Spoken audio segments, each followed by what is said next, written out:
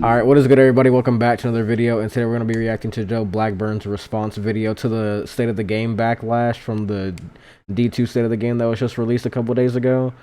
Apparently in this video, he just addresses a lot of the issues and complaints, and he sheds some light on some of the stuff going on inside Bungie, so hey, without further ado, let's just hop right into it and see what he has to say.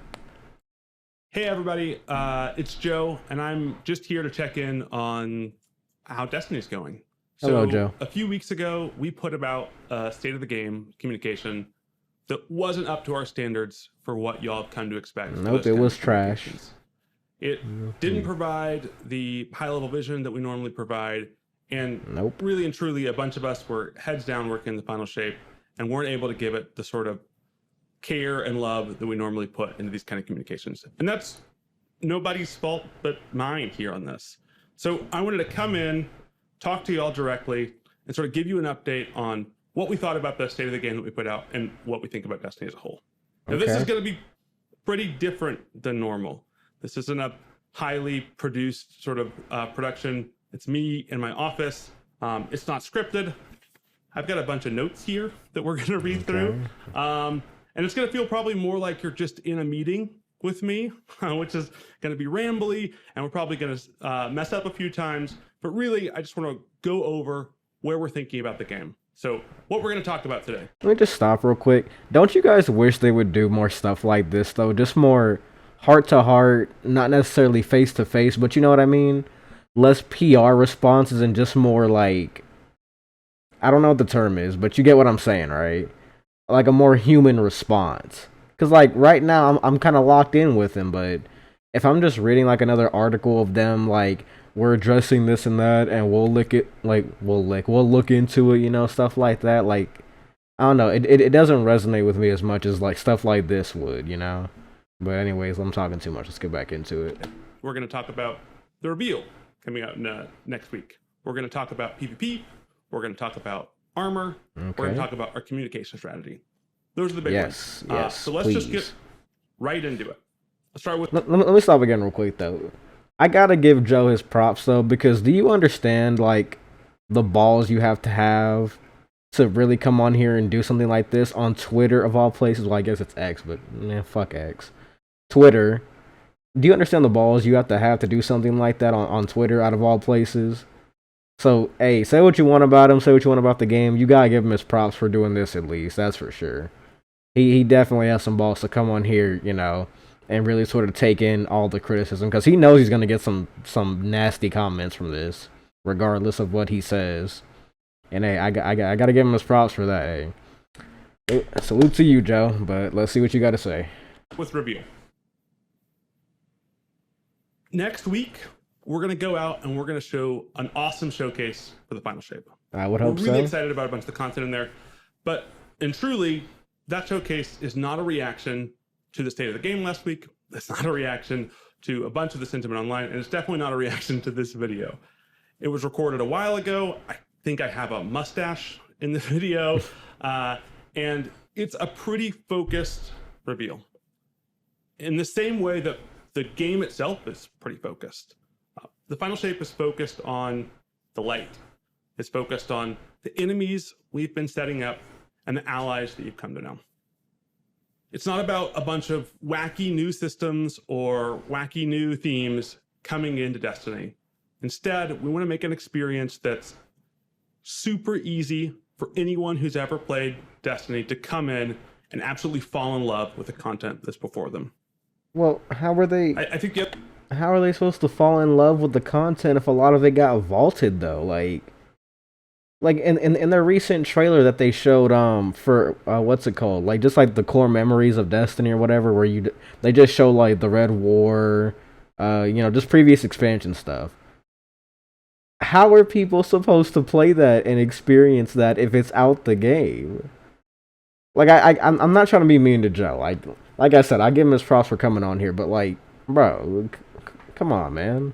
The other thing that's really important here to know, as I sort of look at my meeting notes, is that communication is built for a pretty wide audience, much wider than probably whoever is watching this video. So what we're not going to talk about is things like a big new Strange Coin refactor and Xur revamp that's coming out in the final shape. We're not going to talk about things like a refactor of HUD elements where we're making sure the buffs and the debuffs are more clear and you can tell what's happening in higher level That combat. would be very it's good. Again, really be focused very on the good, story, please. really be focused on the location, and maybe we'll get into a little bit about how the live service of Destiny is going to change after the final shape. Following that showcase, Dan, our GM, and I are going to be on set, taking questions, dotting T's, crossing I's, or maybe the reverse of that, on what you've seen in the showcase. So we'll provide a little bit more clarity on what was shown, and we'll probably get into some ways that maybe our philosophy on the final shape or specific details might have changed over the last few weeks since we recorded the showcase. All right, I think that's it for reveal. If I'm looking at the sheet next, we've got PvP. So let's start with the state of PvP right now. Okay. What have we been doing? What have we been focused on? We've been really focused on sandbox balance. Besides that, yeah. A big focus of effort last year was just making sure that Strand came out in a good place and got to live sort of in harmony with the rest of our Crucible ecosystem. Aside from that, we've been focusing on putting up 2 weapon balances per season, one at the start, one in the mid-season. And we've been focusing on ritual updates to PvP, be this mode updates, point updates, reward updates at the beginning of each season.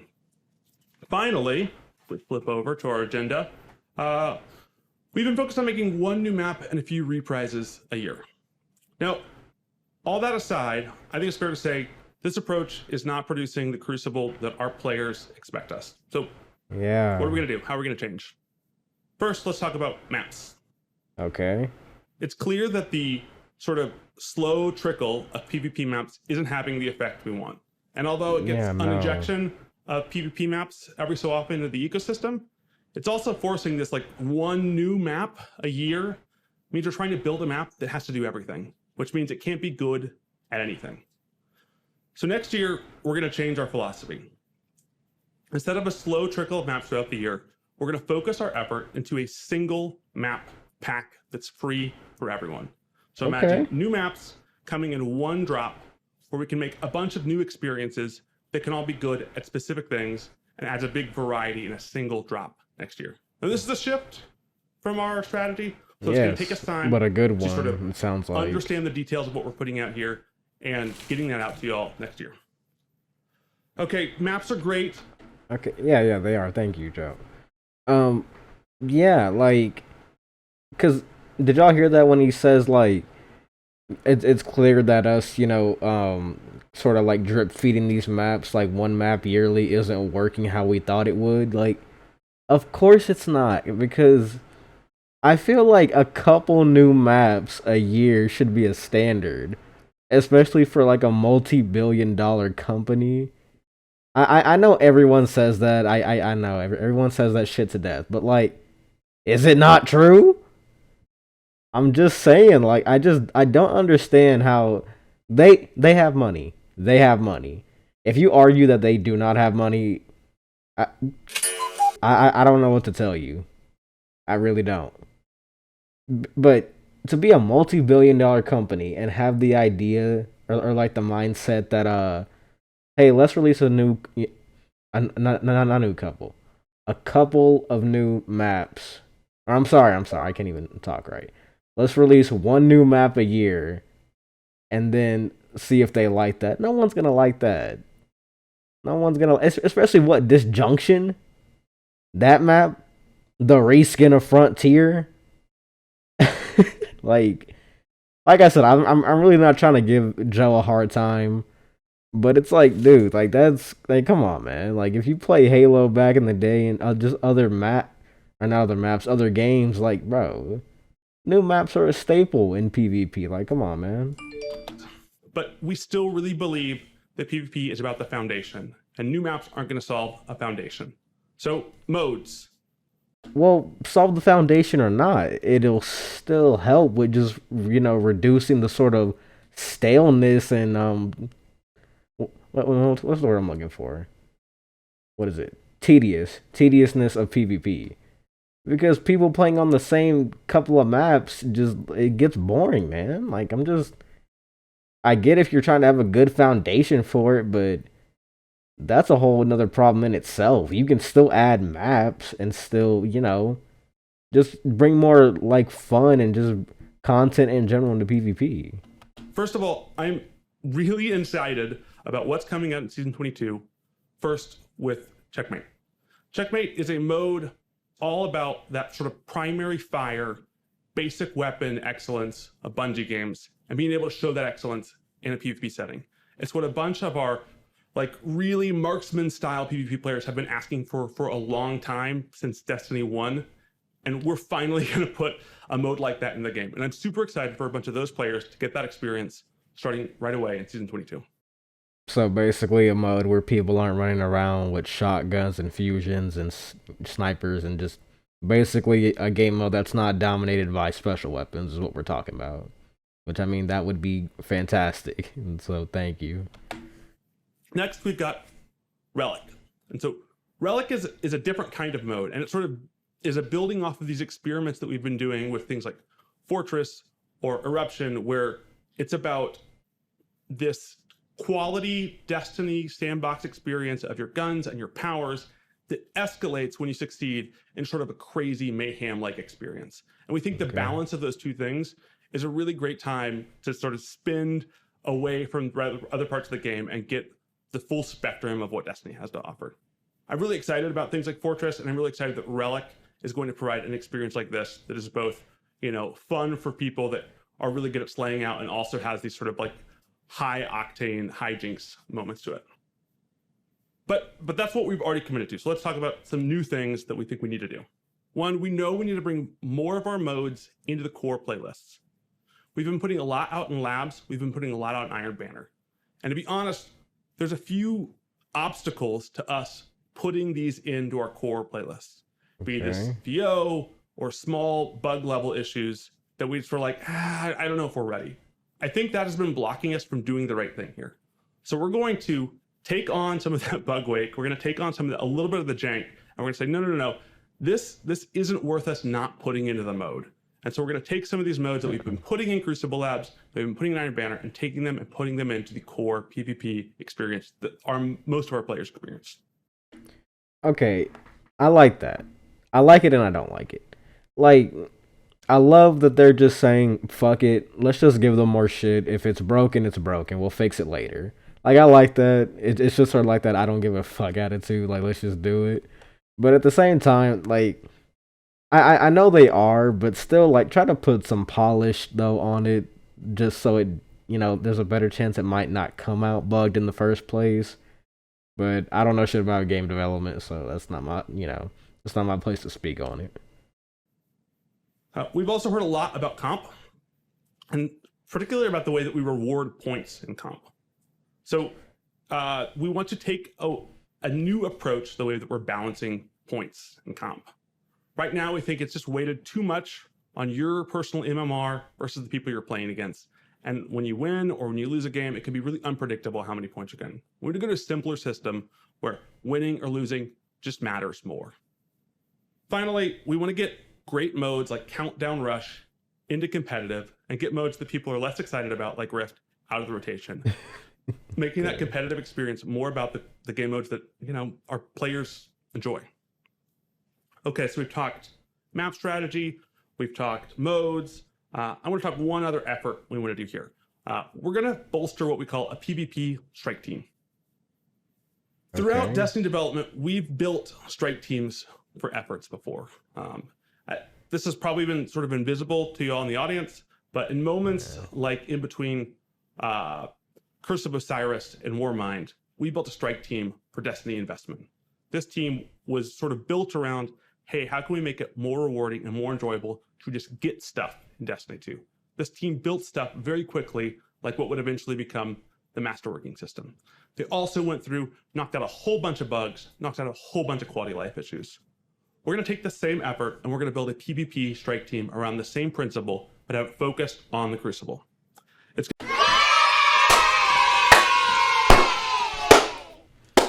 Wow, PvP's getting a dedicated team this time. Oh, Lord. Well, thank God. Thank God for that. So that just basically confirmed there was no dedicated team for PvP.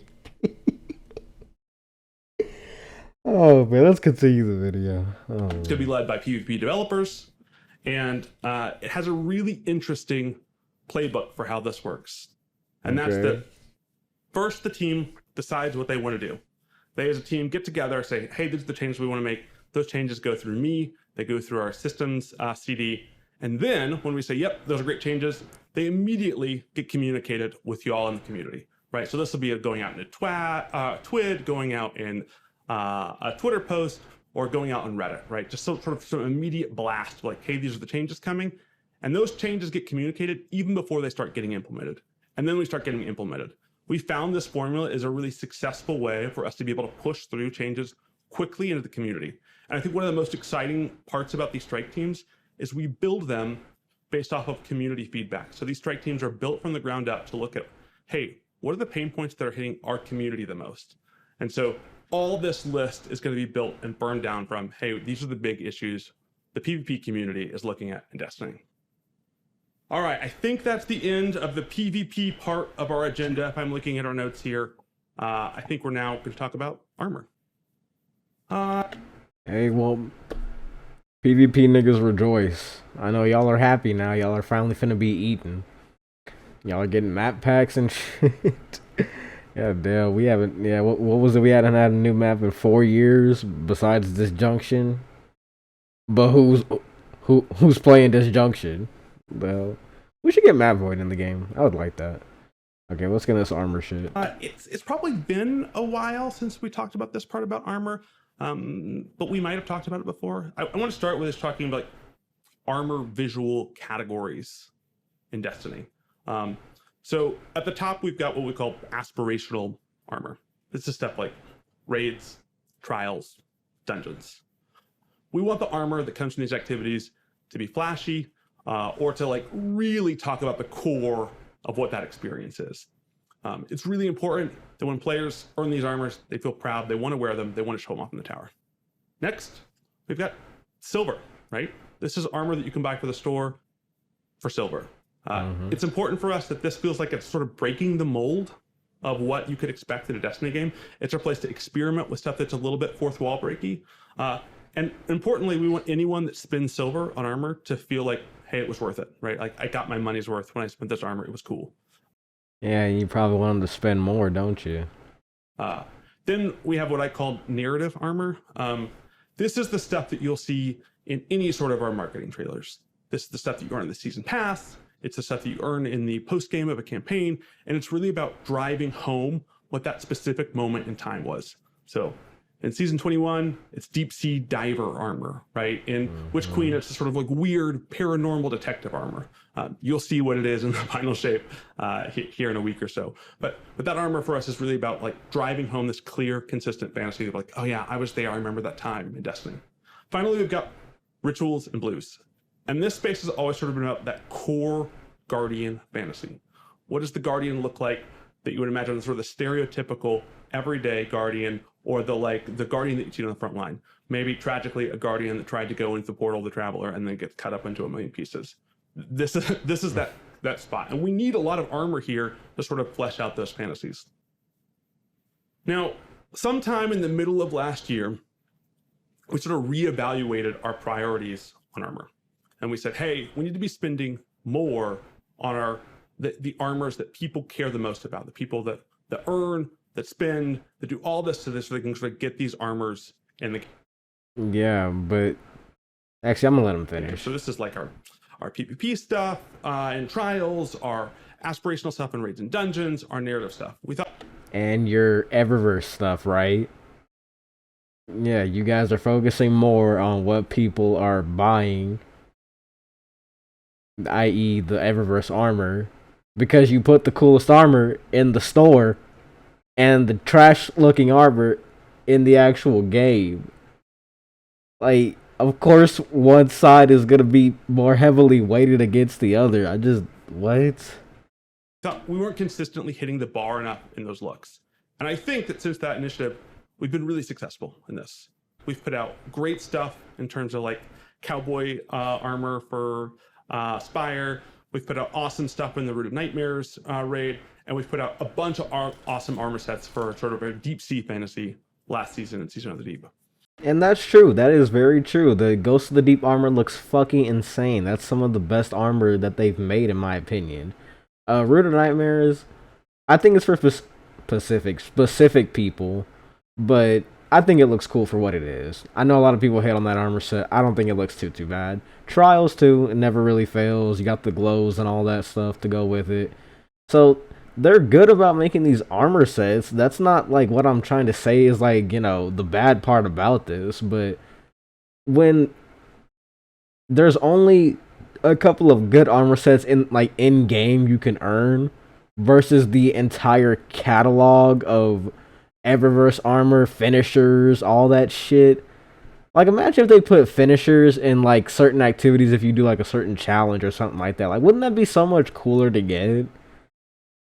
Obviously, I know they don't have to. You know, they can monetize whatever, however they want. But just stuff like that. Tie a Sparrow to Ghost of the Deep if there is one already. Actually, I don't know, so don't quote me on that. But just stuff like that instead of putting everything in the Eververse store. That's all I'm trying to get across. Now, what we failed to do when we reprioritized, hey, where are our resources going, is communicate this to you. So we knew that when we made this change, we weren't going to be able to make a ritual armor set every single year. And we thought, okay, well, that's fine. We have a lot that fits this sort of base Guardian fantasy.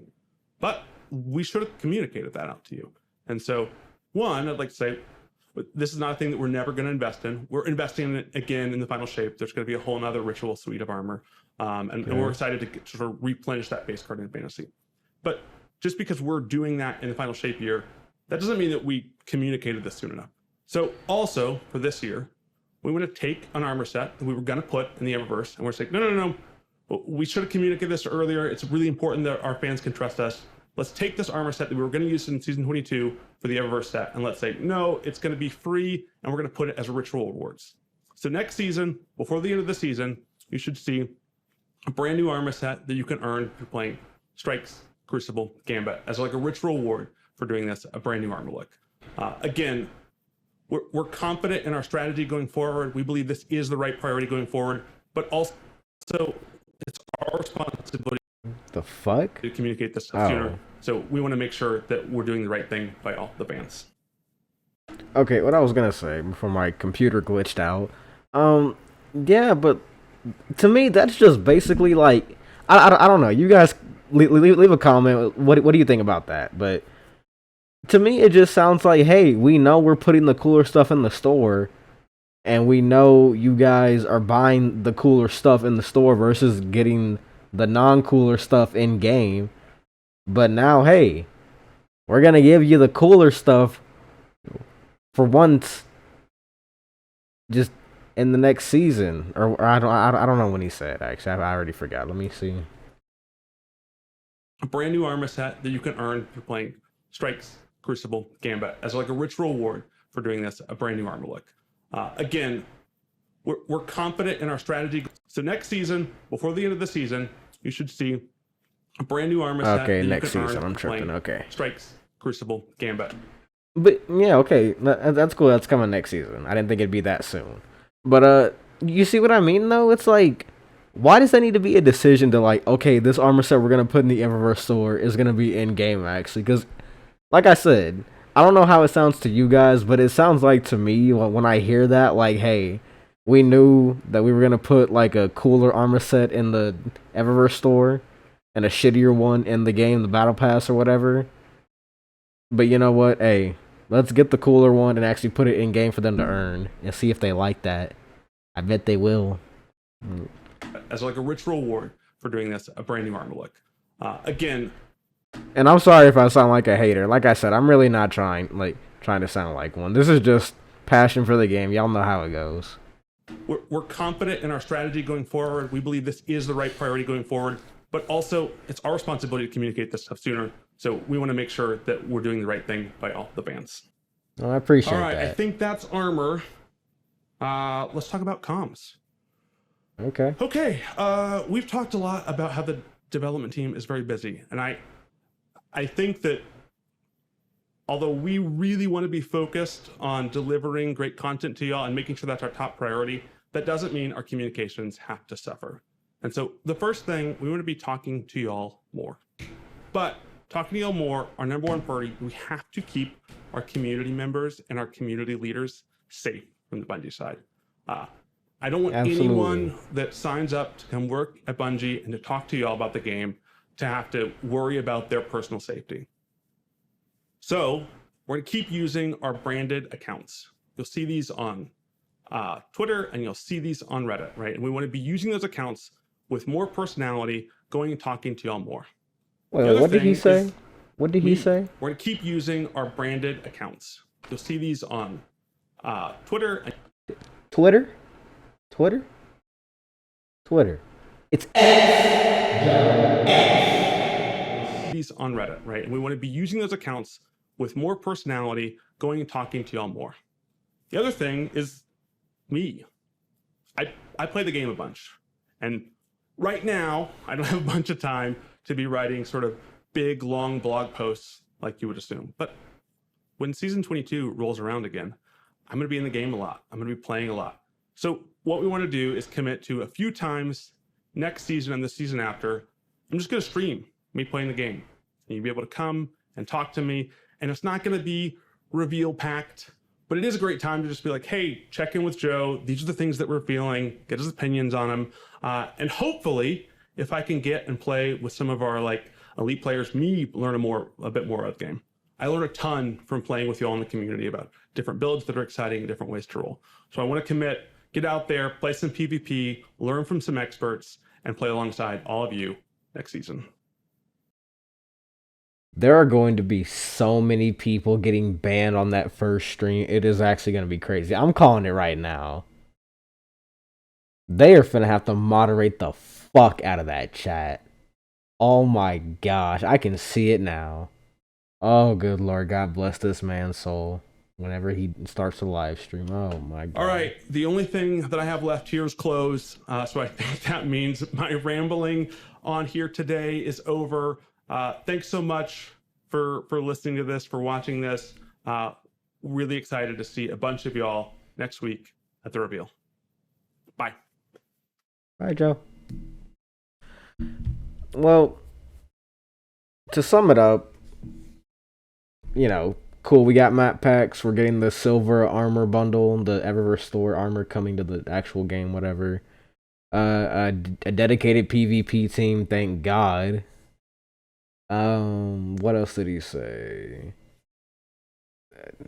PvP, map packs, all that. He's gonna be streaming now. Good Lord. Was that it? That sounds like it was pretty much it. I already forgot most of this fucking video. That's crazy. But, I mean, you get my point. He's addressing some of the issues in the game due to the backlash from the state of the game. And, I mean, some of it's rightly deserved, man. Like, some of this shit should have been implemented in the game. It's crazy that it took all this for it to, like, really get acknowledged. But, like I said, I gotta give him his props. He came on here and did his thing. Shout out to Joe. Round of applause, everybody, please. Give it to Joe. He did his thing for sure. It takes a lot of balls to hop on here, especially when he knows the type of people that play this game. Oh my gosh. Like I said, that live stream is going to be crazy.